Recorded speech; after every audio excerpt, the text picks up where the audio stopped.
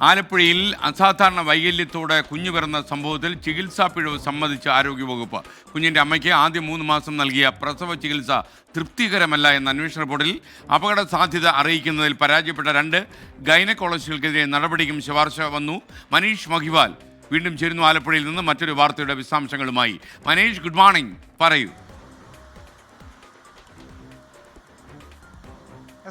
November 8-നാണ് ആലപ്പുഴയിൽ സുറുമി അനീഷ് ദമ്പതികൾക്ക് അസാധാരണ വൈകല്യത്തോടെ കുഞ്ഞ് ജനിച്ചത്. ഇതുമായി ബന്ധപ്പെട്ട് ആലപ്പുഴ വനിതാ ശിശു ആശുപത്രിയിലായിരുന്നു ഇവർ ചികിത്സ നടത്തിയത്. അന്ന് ഇവരെ ചികിത്സിച്ച ആദ്യത്തെ 3 മാസത്തെ ചികിത്സ നടത്തിയിട്ടുള്ള ഈ വനിതാ ശിശു ആശുപത്രി, അതായത് സർക്കാർ ആശുപത്രിയിലെ സീനിയർ ഗൈനക്കോളജിസ്റ്റ് ആയിട്ടുള്ള ഡോക്ടർ പുഷ്പ, ഡോക്ടർ ഷേർലി, ഇവർക്കെതിരെ ഈ കുടുംബം തന്നെ രംഗത്ത് വന്നിരുന്നു. അതായത് ഈ ചികിത്സിച്ച സമയത്തൊന്നും ഈ കുഞ്ഞിന്റെ ഈ വൈകല്യത്തെ സംബന്ധിച്ചുള്ള യാതൊരു സൂചനയും കുടുംബത്തിന് കൊടുത്തിരുന്നില്ല. 5 മാസങ്ങൾക്ക് മുൻപ് ഇതറിയാമെങ്കിൽ നിയമ വിധേയന തന്നെ ഇവർക്കത് അബോർഷൻ ചെയ്യാനുള്ള നിയമ സാധ്യത ഉണ്ടായിരുന്നു. പക്ഷെ അതിനുള്ള സാധ്യതയൊന്നും ഇവർക്ക് നൽകിയില്ല.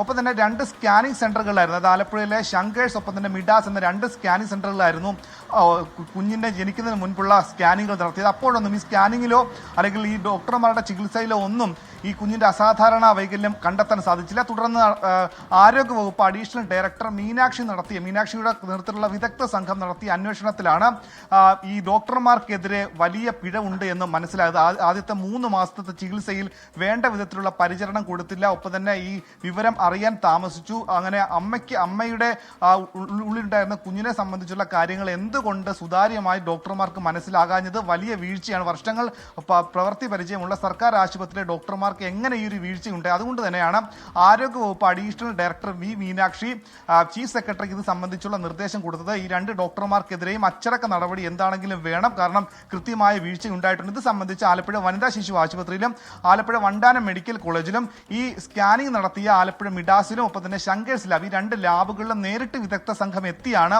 ഈ അന്വേഷണ റിപ്പോർട്ട് തയ്യാറാക്കിയത്. 1 മാസങ്ങൾക്ക് മുൻപ് ഈ റിപ്പോർട്ട് സമർപ്പിച്ചുവെങ്കിലും ഈ റിപ്പോർട്ടിന്റെ വിശദാംശങ്ങൾ പുറത്തു വന്നിരുന്നില്ല. കഴിഞ്ഞ ദിവസമാണ് ഈ അനീഷ് സുറുമി ദമ്പതികൾ മുഖ്യമന്ത്രിയെ നേരിട്ട് കാണാനെത്തി. പിന്നീട് അവർ മുഖ്യമന്ത്രിക്ക് കത്ത് കൊടുക്കുകയും ഈ അന്വേഷണ റിപ്പോർട്ടിന്റെ വിശദാംശങ്ങൾ പുറത്തേക്ക് തങ്ങൾക്ക് കാണണമെന്നുള്ള ആഗ്രഹം പ്രകടിപ്പിച്ചു. അതിനെ തുടർന്നാണ് തപാൽ മാർഗമാണ് ആരോഗ്യവകുപ്പ് ഈ കുടുംബത്തിന് ഇത് അറിയിച്ചിട്ടുള്ളത്. നിലവിൽ തിരുവനന്തപുരത്തെ SAT ആശുപത്രിയിൽ 75 ദിവസമായി ഈ കുഞ്ഞ് ഗുരുതരാവസ്ഥയിൽ അതിനെ തുടർന്ന് ചികിത്സയിലായിരുന്നു. പക്ഷേ അവിടുത്തെ ചികിത്സയ്ക്കും ഫലം കണ്ടില്ല. ഇപ്പോൾ ആലപ്പുഴ വണ്ടാനം മെഡിക്കൽ കോളേജിലേക്ക് ഇന്ന് കുഞ്ഞിനെ 11 മണിയോടുകൂടി മാറ്റും.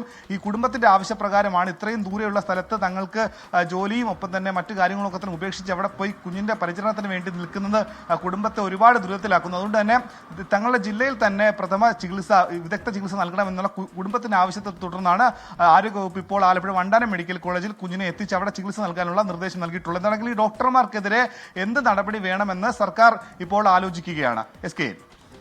Okay, thank you Manish Mahiwal.